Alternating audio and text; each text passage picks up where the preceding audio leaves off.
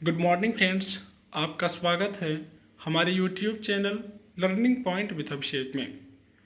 Friends, आज से आप लोगों को RSM SSB के लिए 10 मिनट का डिक्टेशन 100 शब्द प्रति मिनट के हिसाब से प्रोवाइड किया जा रहा है। तो फ्रेंड्स, आपके जो भी RSM SSB और SSC की तैयारी करने वाले फ्रेंड्स हैं, उन तक ये वीडियो आप ज़रूर शेयर कीजिएगा ताकि सभी लोग साथ में जुड़ सकें और साथ में तैयारी कर सकें।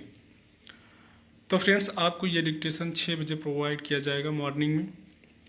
तो अगर आप चैनल पर पहली बार विजिट कर रहे हैं तो चैनल को सब्सक्राइब कर लीजिए और बेल आइकन प्रेस कीजिए ताकि आपको रेगुलर डिक्टेशन मिल सके। 100 शब्द प्रति मिनट डिक्टेशन स्टार्ट।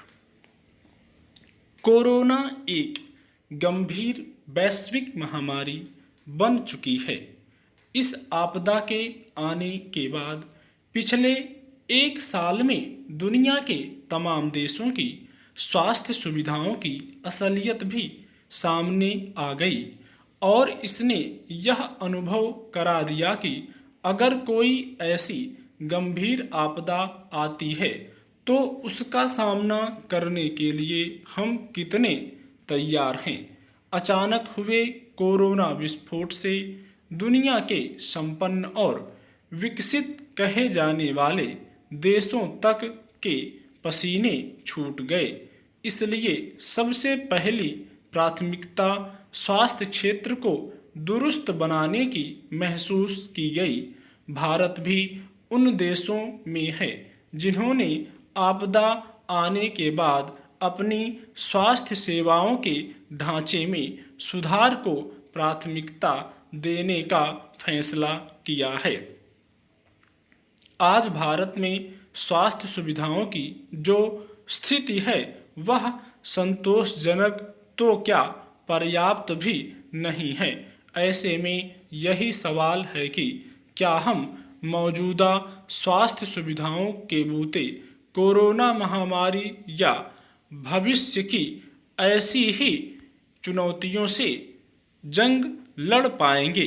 भले सरकार ने कोरोना से लड़ने के लिए अस्पताल तैयार किए हैं, बड़ा निगरानी तंत्र बनाने की दिशा में तैयारियां चल रही हैं, पर फिर भी गुणवत्ता और खर्च के आधार पर देखा जाए तो भारत में स्वास्थ्य सेवाओं का स्तर कमतर ही है।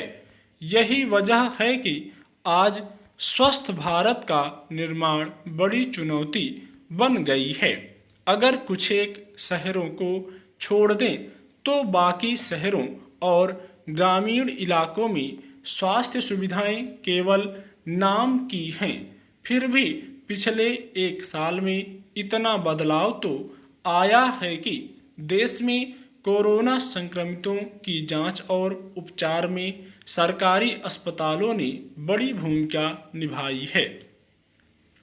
वैश्विक स्वास्थ्य सुरक्षा सूचकांक 2019 के अनुसार गंभीर संक्रामक रोगों और महामारी से लड़ने की क्षमता के पैमाने पर भारत विश्व के 195 देशों में 57वें स्थान पर आता है।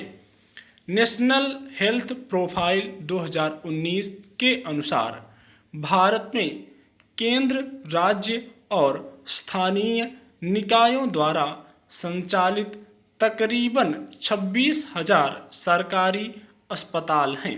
सरकारी अस्पतालों में पंजीकृत नर्सों और दाइयों की संख्या लगभग 20.5 लाख और मरीजों के लिए बिस्तरों की संख्या 7,13,000 के करीब है, जबकि देश की आबादी 135 करोड़ के लगभग है। ऐसे में प्रत्येक 1 लाख की आबादी पर मात्र 2 अस्पताल हैं। प्रति 610 व्यक्तियों पर मात्र 1 नर्स है। प्रति 10,000 लोगों के लिए मुश्किल से 6 बिस्तरों का औसत है।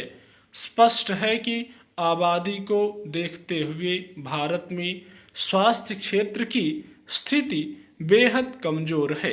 इसीलिए कोरोना जैसी महामारी से निपटने के लिए केंद्र और राज्य सरकारों को न केवल बड़े स्तर पर रणनीति बनानी होगी, बल्कि स्वास्थ्य क्षेत्र में भारी निवेश भी करना होगा।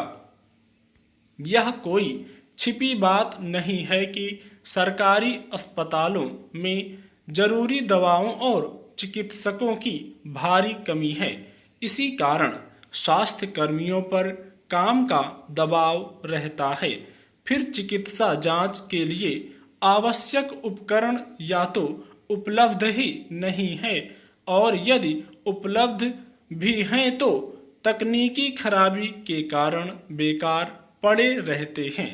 ऐसे में लोग निजी अस्पतालों की ओर भागने को मजबूर होते हैं।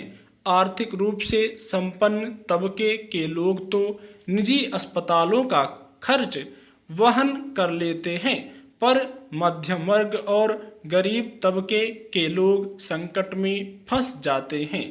एक रिपोर्ट के मुताबिक निजी अस्पतालों के भारी भरकम बिल भरने की वजह से भारत में हर साल करीब 6 करोड़ लोग गरीबी रेखा के नीचे चले जाते हैं।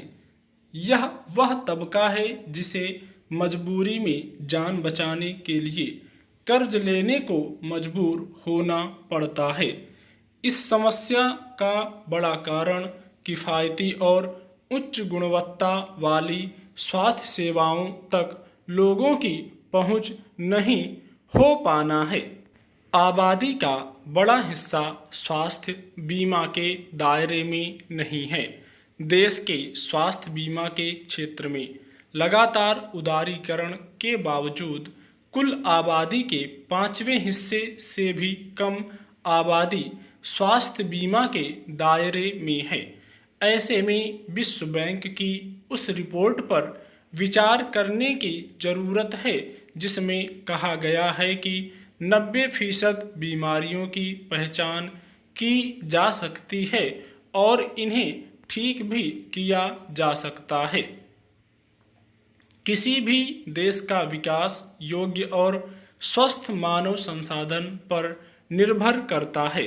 शिक्षा और स्वास्थ्य दो ऐसे क्षेत्र हैं जिससे मानव संसाधन को बेहतर बनाया जा सकता है। नोबेल पुरस्कार विजेता अर्थशास्त्री प्रोफेसर अमर्त्य सेन का कहना है कि उदारीकरण के लिए चाहे जितने भी क्षेत्र खोल दें, शिक्षा और स्वास्थ्य दो ऐसे क्षेत्र हैं जिन्हें हर हाल में सरकारी क्षेत्र में ही होने चाहिए। Canada, Denmark, Sweden, Norway, Germany, Britain, Japan और ऑस्ट्रेलिया जैसे देशों में दुनिया की सबसे अच्छी स्वास्थ्य सेवाएं प्रदान की जा रही हैं, पर भारत जैसी बड़ी आबादी वाले देश में बिना अधिक पैसे खर्च किए बेहतर स्वास्थ्य सेवाएं नहीं मिल पाना संभव नहीं है। इसमें संदेह नहीं कि भारत की मौजूदा स्वास्थ्य देखभाल प्रणाली अनेक प्रकार की विसंगतियों से भरी है। यह विडंबना तब है जब भारत में इन समस्याओं से निपटने के लिए सभी जरूरी कार्यक्रम और नीतियां मौजूद हैं। जाहिर है समस्या इन पर ईमानदारी से अमल की है। हालांकि राष्ट्रीय ग्रामीण स्वास्थ्य मिशन की घोषणा और क्रियान्वयन से यह उम्मीद जगी थी कि अस्वस्थ भारत की तस्वीर बदल जाएगी, परंतु ऐसा हो नहीं पाया। ब्लूमबर्ग की ग्लोबल हेल्थ इंडेक्स रिपोर्ट के अनुसार स्वास्थ्य सेवाओं की पहुंच और गुणवत्ता के वैश्विक पायदान में भारत 159 देशों की कतार में 120वें नंबर पर आता है। इस मामले में भारत से छोटे और कमजोर देश कहीं अधिक बेहतर माने जाते हैं। इस सूचकांक में श्रीलंका 66वें, बांग्लादेश 91वें और नेपाल 110वें नंबर पर आता है। हम सिर्फ अपने पड़ोसी देश पाकिस्तान से बेहतर हैं, जो 124वें स्थान पर है। भारत दुनिया की बड़ी अर्थव्यवस्था बनने की ओर अग्रसर है, लेकिन यह हैरानी की बात है कि हम अपनी कुल जीडीपी का 2% भी स्वास्थ्य सेवाओं पर खर्च नहीं करते। 1.25 अरब से ज़्यादा आबादी वाले देश के लिए यह रकम ऊंट के मुंह में जीरे के समान है।